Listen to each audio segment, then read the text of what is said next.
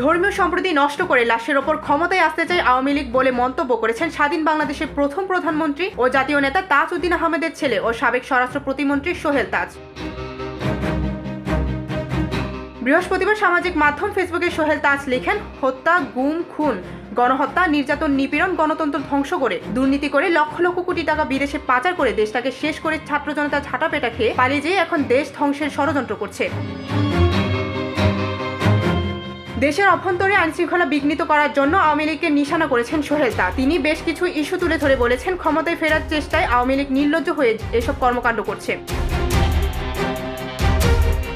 সোহেল তাজ আরও লেখেন, কত বড় নির্লজ্জ বেহায়া হলে দেশটাকে এক মুহূর্তের জন্য শান্তিতে থাকতে দিবে না। প্রথমে ডিজিটাল জুডিশিয়াল কু এর চেষ্টা, তারপর একের পর এক অপচেষ্টা, আনসার বাহিনী দিয়ে ব্যাটারি রিক্সা, নূর হোসেন দিবসের ট্রাম্প কার্ড, ঋণ দেওয়ার প্রলোভন দেখিয়ে শাহবাগে মানুষের জামায়াত করার চেষ্টা, বিভিন্ন কলেজে বিশৃঙ্খলা সৃষ্টি করা, আর এবার ধর্মীয় সম্প্রীতি নষ্ট করে লাশের ওপর ক্ষমতায় ফিরে আসার চেষ্টা।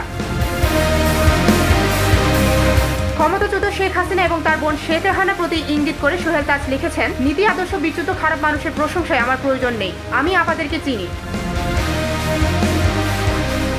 আওয়ামী লীগের সমর্থকদের অনেকে সোহেল তাজকে নিয়ে হিংসাত্মক মন্তব্য করেছেন সামাজিক মাধ্যমে, যা দৃষ্টি এড়ায়নি তার। আওয়ামী লীগের ব্রেন ওয়াশ, নষ্ট পচা নীতি অথবা আদর্শ বিচ্যুত লুটেরা, খুন, হত্যা, গুম, নির্যাতনকারীদের সমর্থক সকলকে বলবো, অনতিবিলম্বে আমার এই ফেসবুক পেজটি আনফলো করতে। আর অনুরোধ থাকবে নিজের বিবেকে জাগিয়ে আত্ম উপলব্ধি, আত্মসমালোচনা করে অনুশোচনা করার।